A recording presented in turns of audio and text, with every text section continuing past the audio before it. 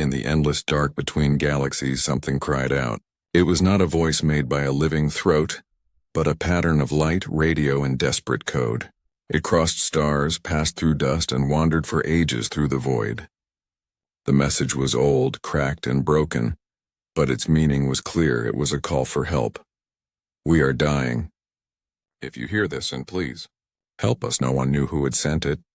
No one knew how long it had traveled. Worlds rose and fell while that lonely signal kept moving, a whisper carried by starlight.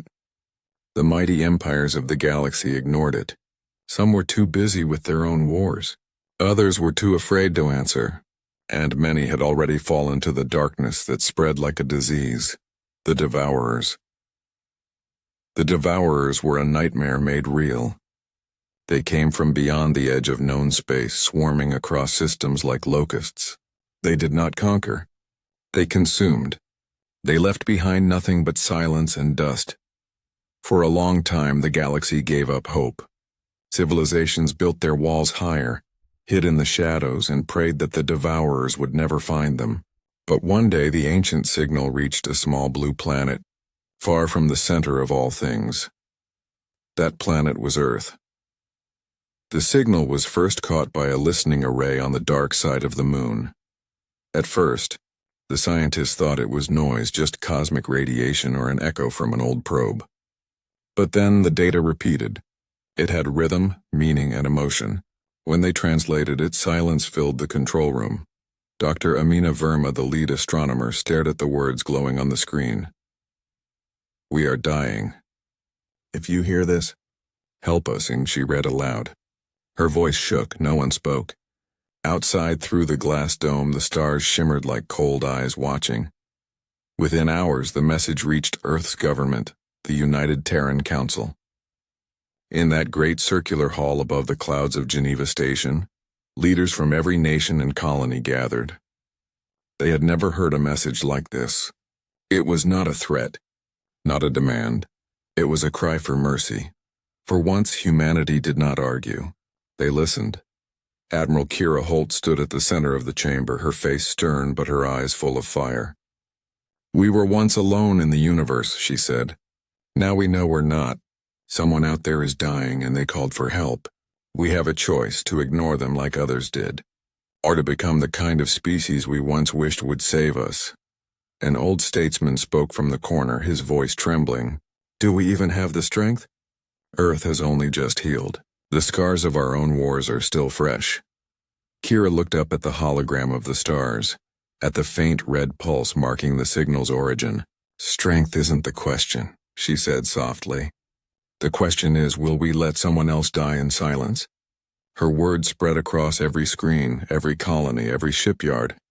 People remembered what it meant to struggle. Humanity had survived everything their own world had thrown at them. Poisoned air, endless wars, famine, disease, extinction. They had risen from ashes again and again. They were born from pain, but pain had made them strong. Across the system, people began to move.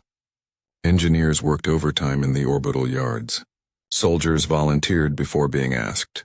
Families sent messages to the stars, small notes of courage and hope for the ones they would never meet. One simple message became humanity's answer. It was broadcast in every galactic frequency in every language known and unknown. It said, "This is Earth, we hear you. Hold fast. We're coming." The message went out from the moon, then from Mars, then from the great relay ships drifting at the edge of the solar system. It became a promise that cut through the dark like a blade of light. And somewhere across a dying galaxy, the survivors of 100 worlds heard it. For the first time in centuries, they felt something they thought they had lost: hope. That night, under the same stars that watched the message depart, Earth stood silent. The oceans were calm. The cities glowed. Humanity had chosen its path. In the halls of the Terran Fleet Command, construction orders were given. Steel Titans were being born again. Engines roared to life. For the first time since the old wars, every forge and shipyard worked as one. Earth had been called a death world by alien scholars who feared its storms and beasts. They said no gentle species could survive there. But they were wrong.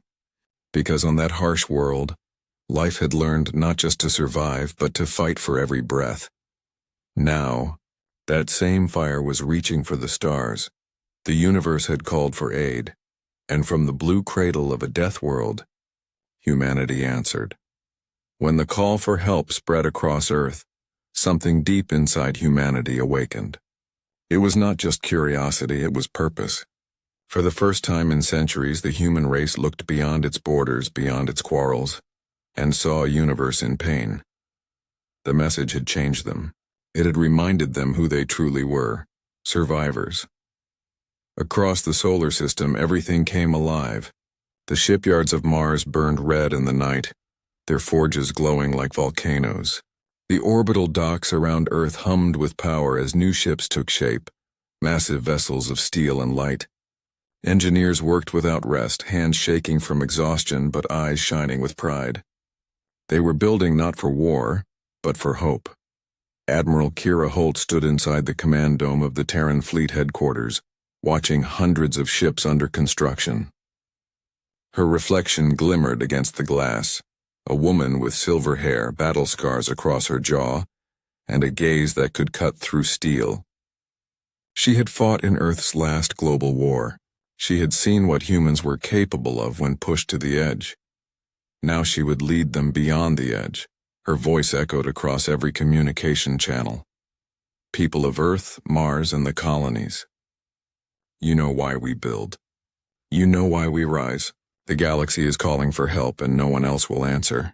So we will. We are the children of storms and fire. The universe calls us monsters.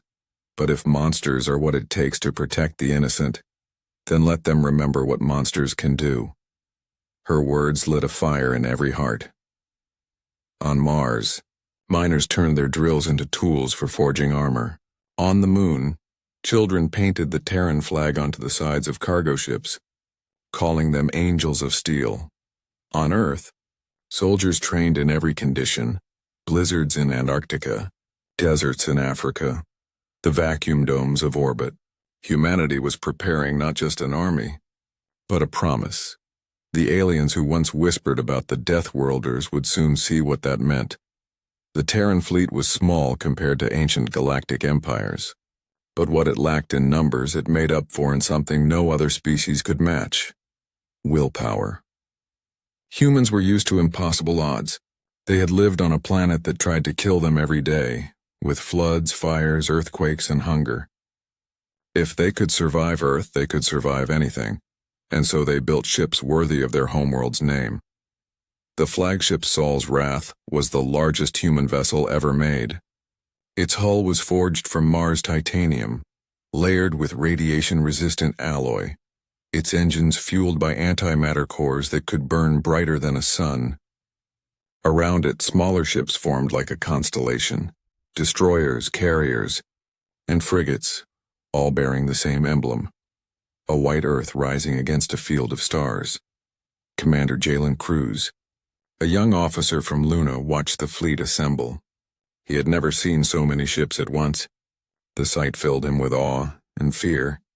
He had grown up hearing stories of the old world wars, of the times humanity nearly destroyed itself. Now they were going to fight for something greater than survival. Hard to believe we're the good guys this time, Jalen said quietly to his friend. Lieutenant Mira Jung. She smiled faintly, adjusting her helmet. We're not good, Jalen, we're just stubborn. That's enough. The two of them stood in silence for a while, staring out at the dark sea of space. Beyond those stars waited the unknown. Worlds in ruin, enemies without mercy, and lives that depended on them. When the first engines ignited, the sound shook the very air. The fleet lifted slowly from the orbital docks, their thrusters painting the black sky in silver light. Millions across Earth and Mars watched the live broadcast, some cheering, some crying. In a quiet town in India, an old woman pressed her palms together and whispered, "Bring them home safe." In the frozen cities of the north, children pointed to the sky and shouted, "That's our fleet." On the Moon, a single message blinked on every screen, for all who called for help: humanity is coming. As the Terran fleet crossed the orbit of Neptune, the stars seemed to bend before them. The blue planet grew small behind, just a fragile sphere of life floating in endless dark. Admiral Holt stood on the bridge of Sol's Wrath, her hands clasped behind her back. "Course locked?" she asked. "Aye, Admiral," came the reply.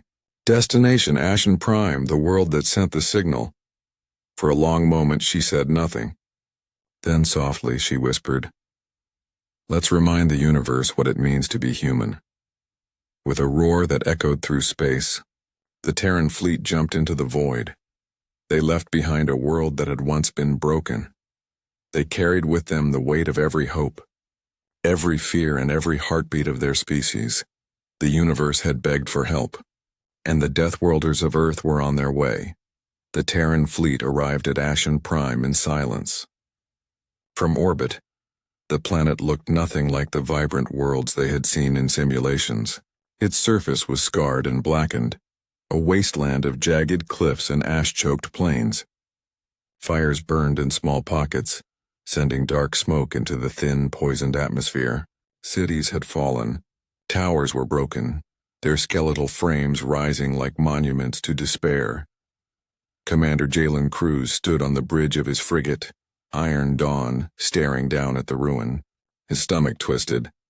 This was what the galaxy had ignored for centuries, the worlds left to die alone. "Scan for survivors," he ordered. The sensors picked up faint signals scattered across the planet, tiny energy signatures, mostly weak and unstable, small groups hiding in caves, underground shelters, and ruined buildings. Each reading told the same story: exhaustion, hunger, fear. Lieutenant Mira Zhang's voice came over the comms, calm but sharp. "They're alive, barely. We need to move fast," Jalen nodded. "Prepare the landing teams. No delays." When the humans first touched down on Ashen Prime, the ground was cracked and scorched. The air, even filtered through their masks, carried a bitter metallic taste. The refugees, hidden among collapsed ruins, froze at the sight of the armored soldiers emerging from their ships. They had not expected saviors. Children peeked from behind crumbling walls, eyes wide with disbelief. Mothers held them close, trembling. The survivors were thin, their skin pale and marked by burns and disease. Their language was fractured, but their fear was universal. Jalen knelt in front of a trembling child, holding out a small ration pack. "You're safe now," he said softly. "We're here to help." The child reached out a shaking hand, touching the armored glove as if confirming the human was real. For a long moment, no one spoke. Then, a mother whispered a single word in her broken dialect: "Hope." That word hung in the air like a fragile flame. But the relief did not last. Sensors screamed from orbit. Swarms of the Devourers, metallic, moving like living storms, were approaching. They had detected the human fleet, and now they descended upon the planet. "They're coming," shouted one of the landing officers. "We need defensive positions." The humans moved quickly, instinctively. Soldiers set up barricades, deployable shields, and energy turrets. Civilians were guided into makeshift shelters. Every step of the way, the humans worked without panic, their presence a calming force against the fear that had consumed the survivors for so long. Jalen looked up at the sky, now darkened by the Devourers' ships. They moved like a living shadow, vast, unfeeling, and terrifying. He swallowed hard. This was not Earth. There were no mountains tall enough, no storms fierce enough to teach him what these creatures could do. And yet, he felt no fear. "Hold your positions," Jalen said. His voice carried authority born of battles fought and won. "Protect the refugees. Do not retreat." The first skirmishes began as soon as the Devourers touched the planet. Their ships disgorged drones that tore through the land with impossible speed. Humans returned fire with railguns, plasma projectors, and missiles that lit the blackened sky. Every strike that hit a Devourer sparked a moment of disbelief in the alien machines. These humans did not flee. They did not panic. They fought with purpose, with determination. with a ferocity born of Death World survival. From a high cliff, a small group of survivors watched in awe. One old man whispered to a girl clinging to him, They fight for us?" Jalen's eyes swept over the battlefield. Soldiers carried children, guided civilians through fire, and held the line even as the first drones exploded around them. Humanity's presence on Ashen Prime was more than military. It was a promise. Lieutenant Zhang ran beside him, shouting orders to the squads. "We're slowing them down. Keep them away from the shelters." Explosions rocked the planet, throwing dirt and ash into the sky. Yet in the midst of chaos, the humans moved like a single organism, each action deliberate, each decision decisive. The survivors began to hope. For the first time in years, they dared to believe someone had come to save them. Jalen looked down at the child who had first touched his glove. She was smiling faintly now, the corners of her mouth trembling. The sight struck him harder than any weapon ever could. The humans had arrived not to conquer, not to dominate, but to protect. And in that moment, Jalen realized something simple and terrible. The galaxy had underestimated humanity. They were not just survivors. They were Deathworlders, forged in fire and pain, and now the galaxy would see why. Ashen Prime shook under the thunder of war. The Devourers were relentless, their machines tearing across the planet with a precision that seemed unnatural, almost alive. Their metallic limbs ground through rocks and concrete, and their weapons burned everything they touched. Fires spread across the plains, sending smoke and ash into the darkened sky. But humanity did not flinch. Commander Jalen Cruz crouched behind a ruined wall, breathing through his mask as the explosions rattled the ground beneath him. Soldiers of the Terran fleet moved around him like shadows of fire, their weapons blazing, shields raised, every action measured, precise, fearless. Civilians, now under human protection, huddled in reinforced shelters, watching the humans fight as if they were spirits of some old myth. "Keep them away from the settlement," Jalen shouted over the roar. "Do not let them near the children." Lieutenant Mira Zhang was beside him, charging her railgun. "We've slowed their advance, but there's more coming." From orbit, the fleet hammered the Devourers with everything they had. Plasma bursts lanced through the sky. Kinetic rounds shredded enemy drones, and missiles erupted in brilliant explosions that turned night into day. Yet for every Devourer destroyed, 10 more seemed to appear. It was like fighting a storm that had a mind of its own. And then, through the chaos, a sight struck terror into the humans. A massive Devourer walker taller than any building strode toward the settlement. Its limbs were like jagged metal spears, and its eyes glowed with red light that burned through the smoke. Its presence alone seemed to suck the hope from the air. Captain Mira Zhang clenched her jaw.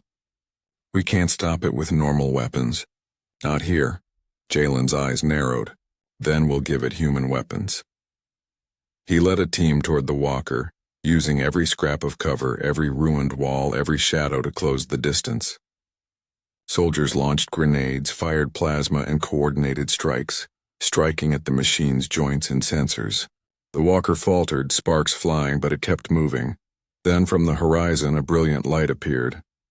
The flagship, Saul's Wrath, had fired its massive energy cannon. The blast tore through the air, striking the Devourer walker directly in the chest. The impact shattered the machine into 1,000 burning pieces. The survivors on the ground gasped. Some wept, some cheered. But Jalen and his team did not pause. The battle was far from over. Hours passed like days. Humans fought in waves, refusing to retreat. When ammunition ran low, they scavenged alien weapons. When grenades exploded nearby, they kept moving forward. The Devourers were strong, endless, terrifying. But the humans were stronger in ways the machines could not understand. Every strike carried intention. Every human action was guided by the need to protect, to survive, and to keep the innocent alive. Every child saved, every family protected, every life preserved was a victory. At the edge of the battlefield, Lieutenant Zhang's destroyer Iron Dawn had taken heavy fire. Hull breaches caused alarms to scream, but instead of retreating, Mira did something no one expected. She fired the ship's remaining energy into the swarm of devourers surrounding her vessel, turning the ship into a blazing comet that tore through the enemy ranks. The explosion lit the entire battlefield, sending waves of fire across the plains. Jalen shielded his eyes, but when the smoke cleared, he saw that the human line had held. The devourers were scattered, confused, and wounded. They would not advance for now. Humanity had made its stand, and the first victory was theirs, but the cost was written in the ash. The ground was littered with fallen soldiers. Bodies of humans and aliens alike lay side by side.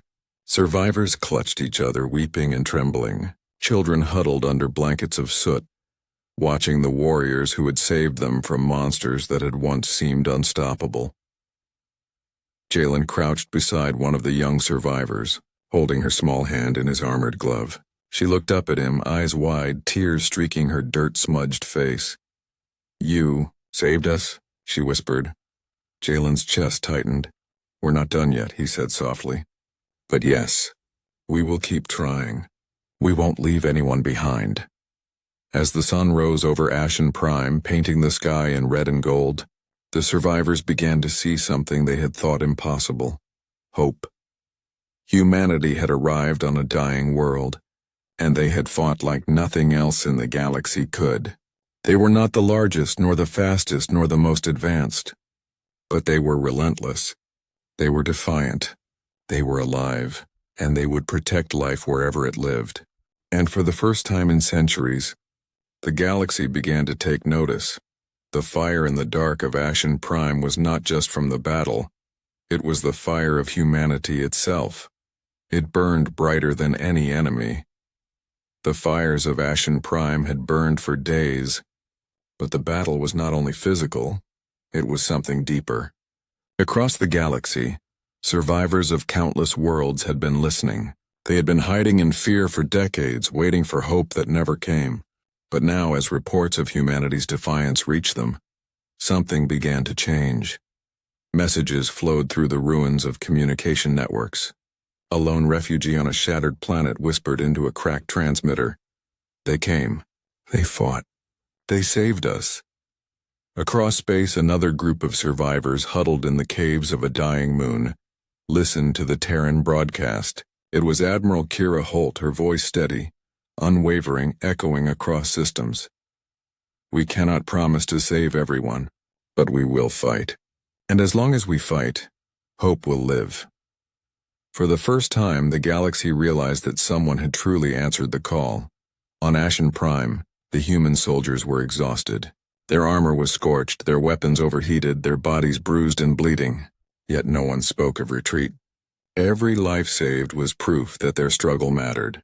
Children played among the ruins, laughing softly for the first time in years. Mothers hugged their little ones, tears streaking their dirt-smeared faces. Commander Jalen Cruz walked among the survivors, handing out rations and water. Every smile he saw, every tear wiped, felt like a small victory against the weight of the galaxy's despair. "They think we are monsters," Jalen said quietly to Lieutenant Mira Zhang. "But maybe monsters are what they need." Mira nodded, her face streaked with soot. "Not monsters," she corrected him. "Survivors. Humans are survivors." News of humanity's victory spread faster than any starship. Small fleets from nearby systems began to emerge from hiding. Weak planets, long forgotten by the galaxy, dared to send scouts, curious and trembling. Some offered supplies. Some offered ships. Others simply sent messages of gratitude, their languages broken but their meaning clear. We are not alone. Humanity had done more than fight a battle.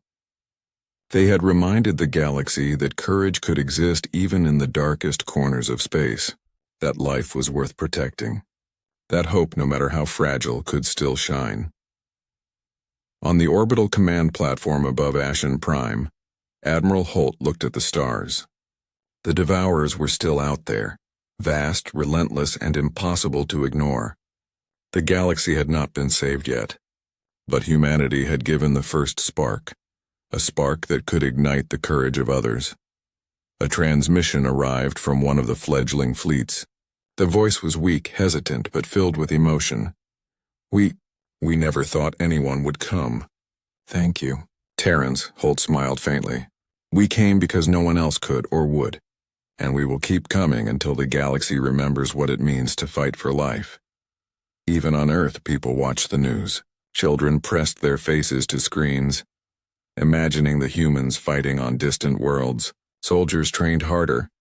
Volunteers joined every program to supply the fleet, and families sent messages to the brave men and women far away.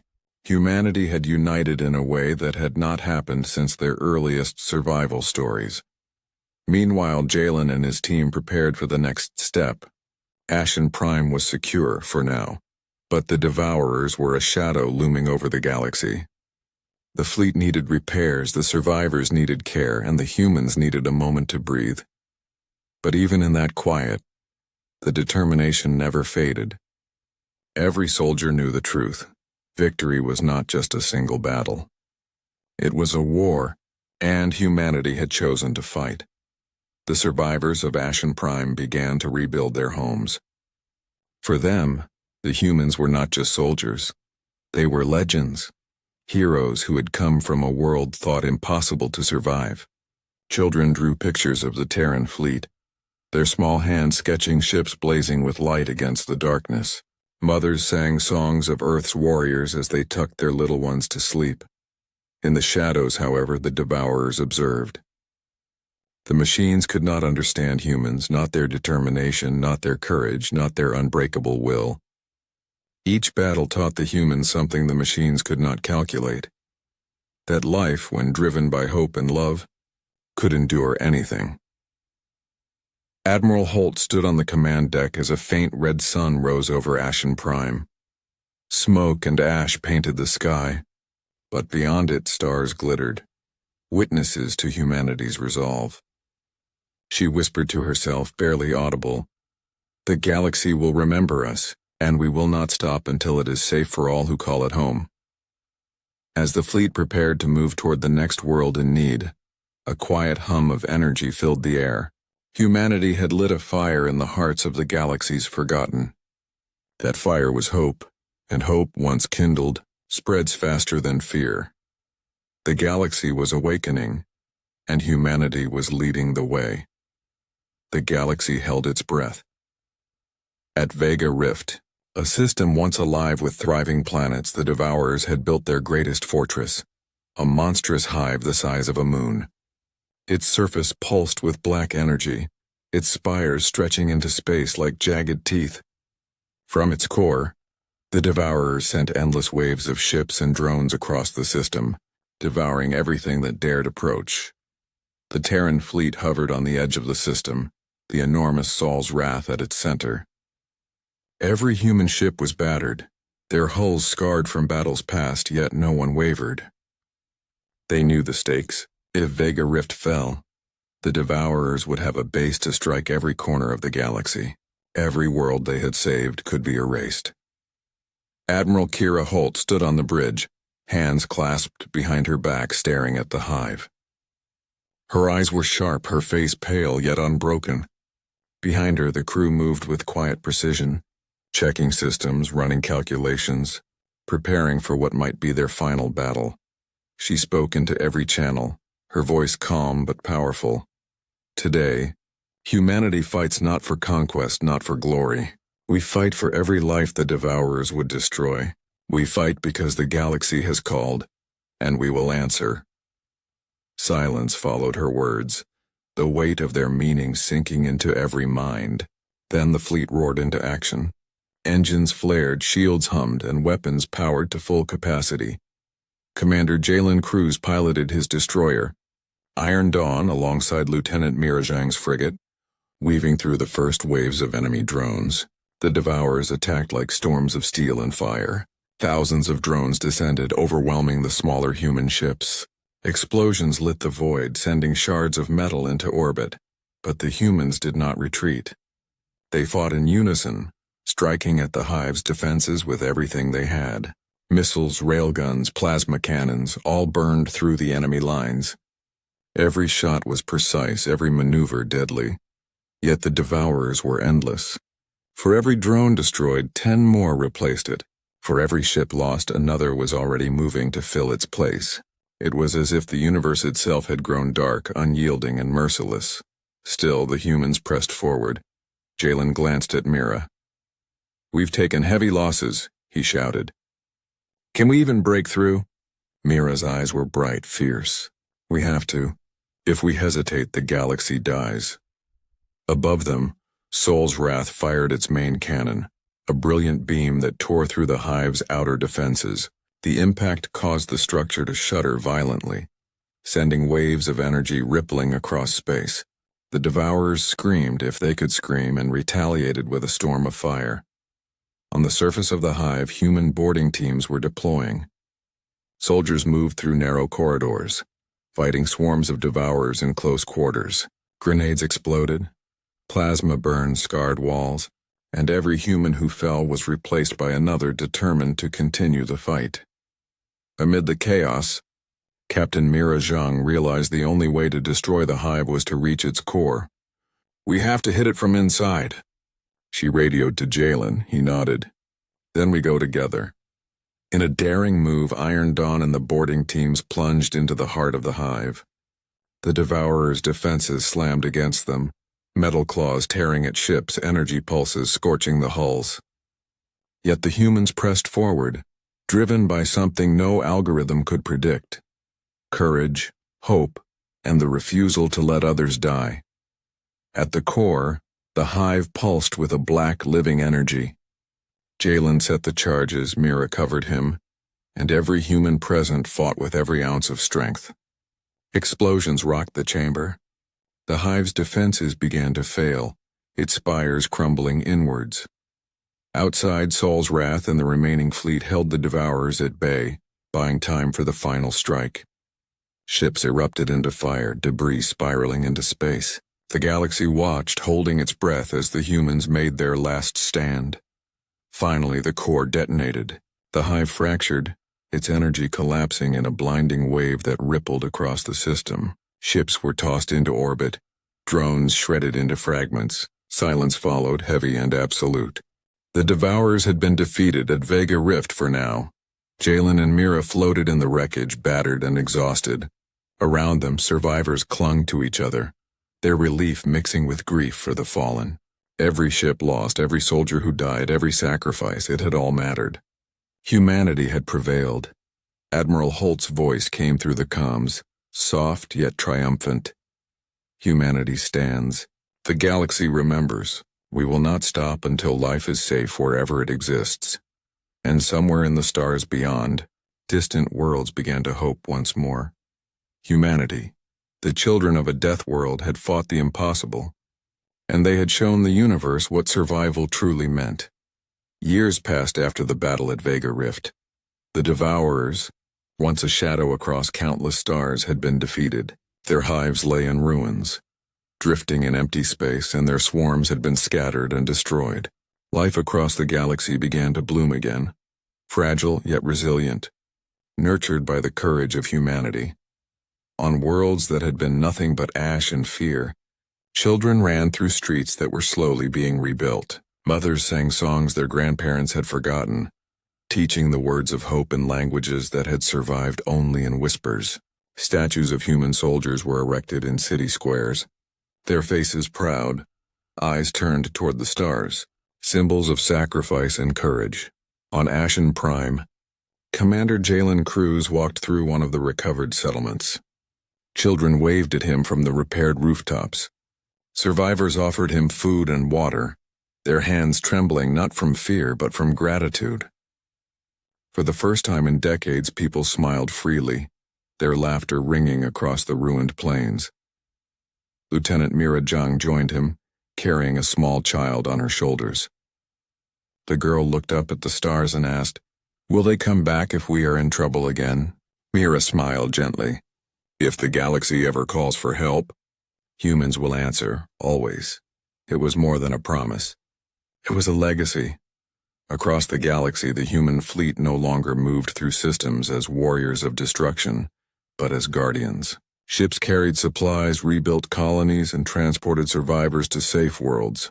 Humanity had become a beacon, a living proof that even the smallest, harshest world could produce life that would protect all others. On Earth, celebrations were quieter, more thoughtful.